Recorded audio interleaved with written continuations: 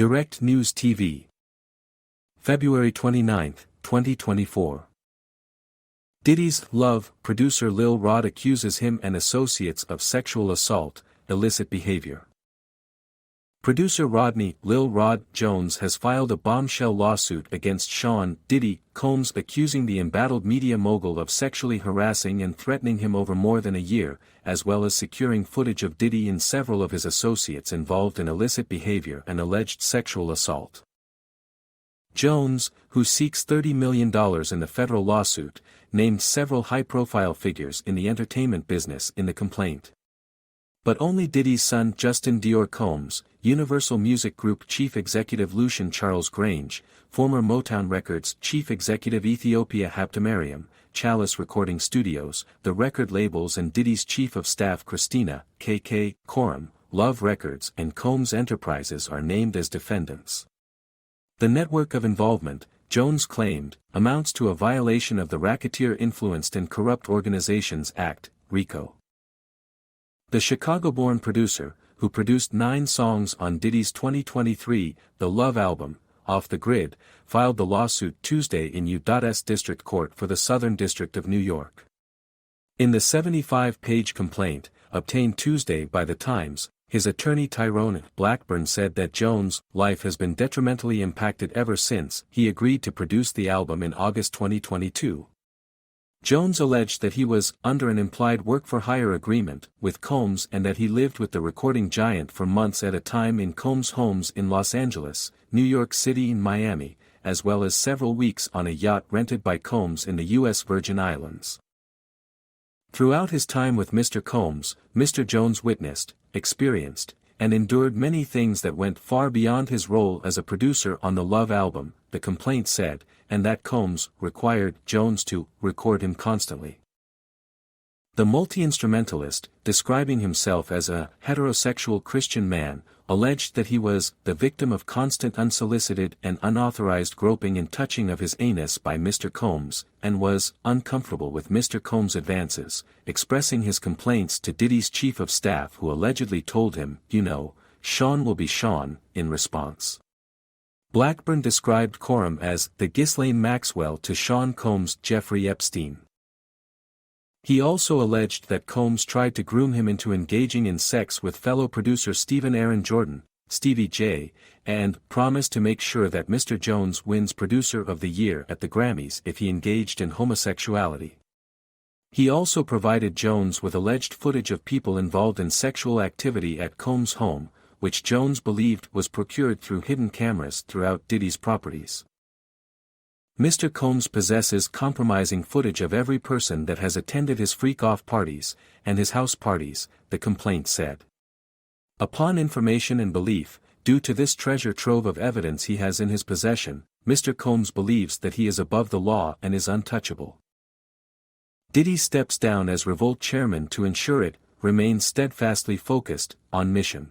Jones also alleged that he was sexually assaulted by a cousin or assistant of rapper Young Miami, who has dated Diddy, was sexually harassed and assaulted by Oscar winner Cuba Gooding Jr., and obtained footage of a rapper and an R&B singer, whose names have been redacted from the complaint, consorting with underage girls and sex workers. On several occasions, Mr. Combs took Mr. Jones' cell phone and began recording himself. As a result, Mr. Jones has secured hundreds of hours of footage and audio recordings of Mr. Combs, his staff, and his guests engaging in serious illegal activity, the complaint said, which includes screenshots of several of the incidents mentioned in the complaint.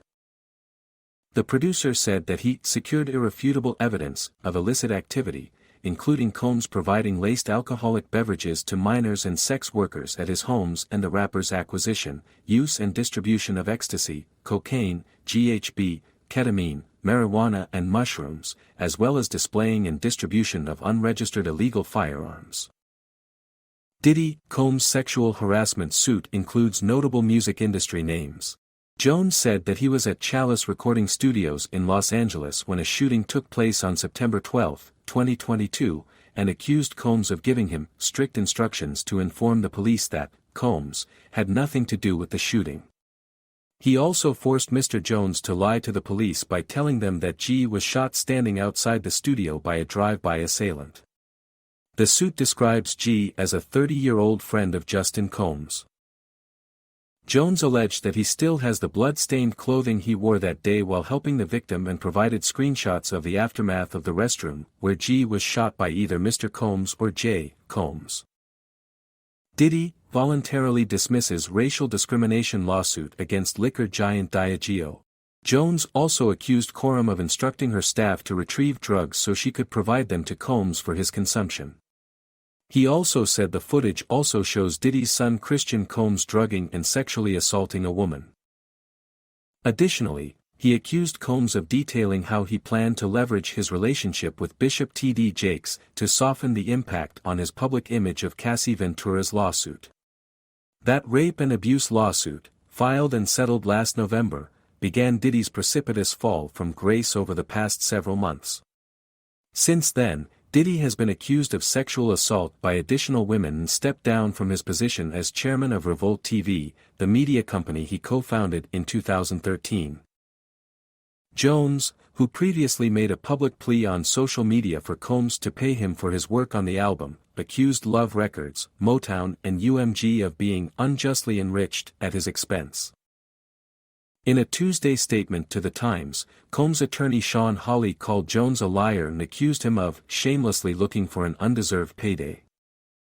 His reckless name-dropping about events that are pure fiction and simply did not happen is nothing more than a transparent attempt to garner headlines, Hawley's statement said. We have overwhelming, indisputable proof that his claims are complete lies. Our attempts to share this proof with Mr. Jones' attorney, Tyrone Blackburn, have been ignored, as Mr. Blackburn refuses to return our calls, Hawley said. We will address these outlandish allegations in court and take all appropriate action against those who make them. My name is Kingsley. Please like, share, subscribe and hit that notification bell so you can be the first to be notified whenever we post. You won't regret it.